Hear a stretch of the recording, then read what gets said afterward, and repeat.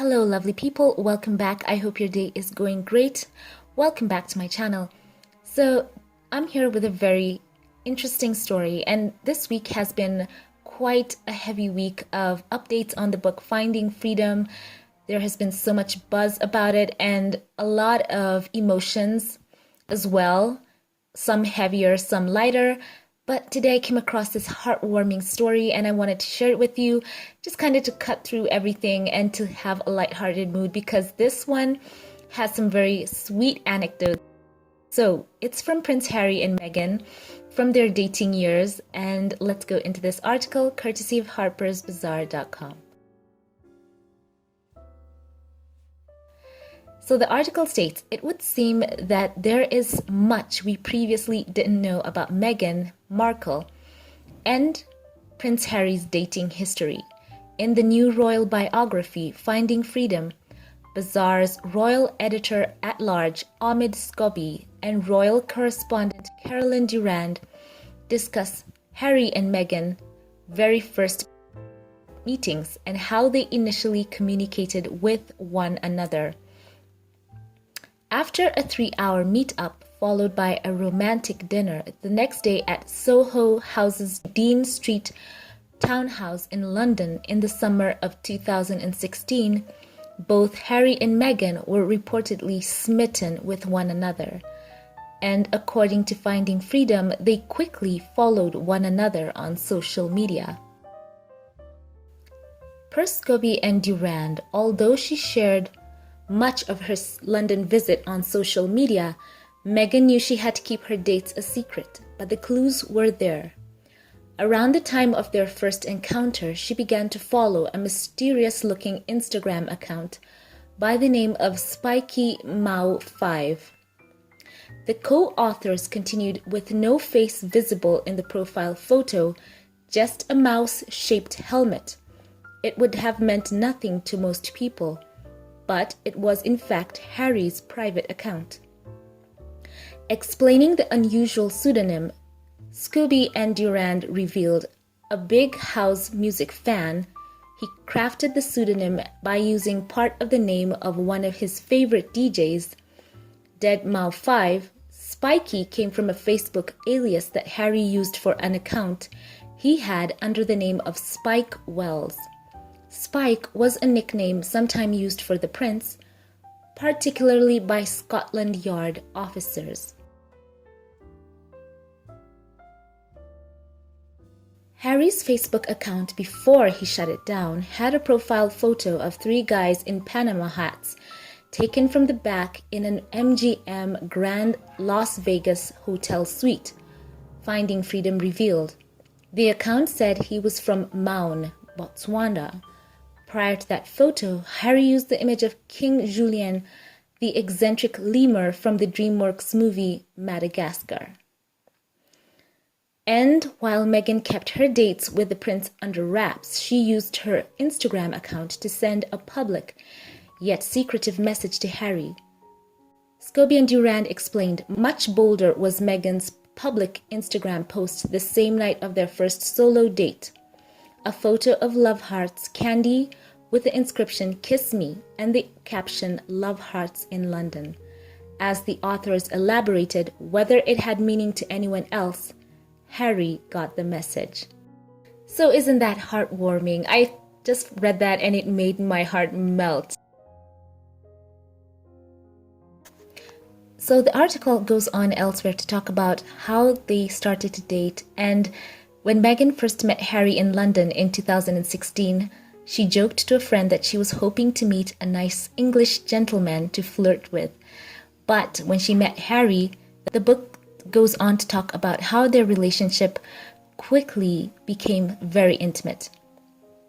So according to the book, Meghan was newly single, following a 2-year relationship. She joked to a friend that she hoped to find a nice English gentleman to flirt with during a trip to London, and it would seem that her dream quickly became a reality. The book goes on to talk about their first blind date at Soho House, and the book says that During their first meeting, Harry drank beer, Meghan a martini with a source describing the pair as being in their own little world. Apparently, the first meeting lasted around 3 hours. Wow. Okay, Omid and Durand explained, despite the palpable attraction between them, there was no goodbye kiss, no expectation, just a hint that something was there and they hoped to see each other again soon. So Harry and Meghan decided to meet again the next night, a friend told the co-authors, and almost immediately they were obsessed with each other. It was as if Harry was in a trance. Meanwhile, Meghan is said to have called one of her girlfriends and asked, "Do I sound crazy when I say this could have legs?" And I find that so funny. That is absolute entertainment speak for those of you who are aware when a movie, for example, is released into theaters, when it has a long run, they call it a movie that has legs. So it's interesting that she puts that there. So how heartwarming is that? These two, they are just so in love. I like the fact that they have chosen each other, and as Harry said, he chose her and she chose him, and they want to see the good that they're going to do in the world. So that's just an aside. Let's go back to the article. It goes on to say, the book goes on to talk about their second date, and this time for a romantic dinner. Harry and Meghan entered the venue via a private entrance so as not to be spotted together, while a friend told Finding Freedom writers that the Sussexes chatted a lot that evening. It ended chastely with Harry returning to the palace.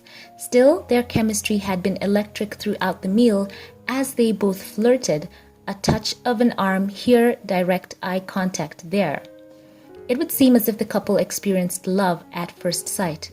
As a friend explained, Harry knew they would be together at that point. She was ticking every box fast. So it talks about how their relationship was really burgeoning, and 6 weeks later, Harry whisked Meghan away to Botswana for their now famous romantic vacation. They stayed for most of the trip in one of the 1,957-pound night deluxe tents, according to a source, and Meghan came back smiling and was completely spellbound. Her phone was full of photos, the nature they had seen, candid snaps of herself, and selfies with Harry.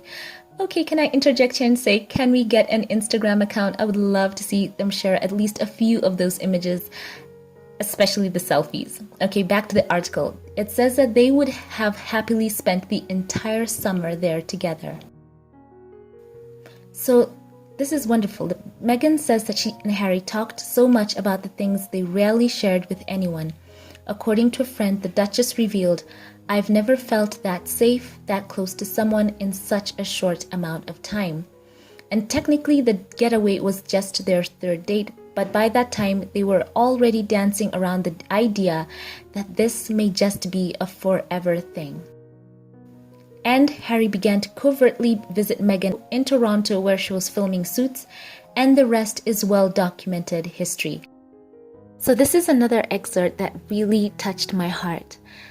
The book says, for Meghan, she was all in. Nothing could get her to slow down, not even a friend who cautioned her about getting involved with Harry. They hate royal wives and girlfriends. They will come after you, he said. Look at Diana. 3 months into their relationship, Meghan's friend had said that they already began swapping the words, "I love you." It was Harry who said it first, but Meghan immediately responded, "I love you too." From there, it didn't take long for them to begin talking in non-oblique terms about their future. And the rest, as I say, is history. So that's a quick story for you. It's heartwarming. Share your thoughts with me in the comments section.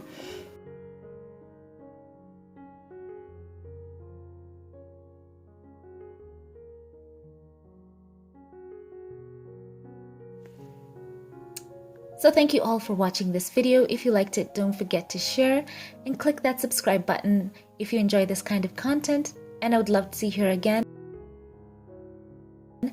Thank you to my Patreon supporters. Special thanks to you, Diane Hawkins, Gary Adderley, Scotty Brown, Kristen Rhodes, Corliss J. McClendon, Delcinia Preston, Noreen Bengali, Joyce, Aminata Jah, Verbana New Year, and my newest Patreon supporter, thank you to Anna Thorne. Thank you to you all for choosing to support my channel, and for those of you who'd like to, consider supporting the channel and this kind of content by going on Patreon and becoming a Patreon supporter today. Thank you all for watching and have a wonderful day, and I will catch you in the next one. Have a blessed one.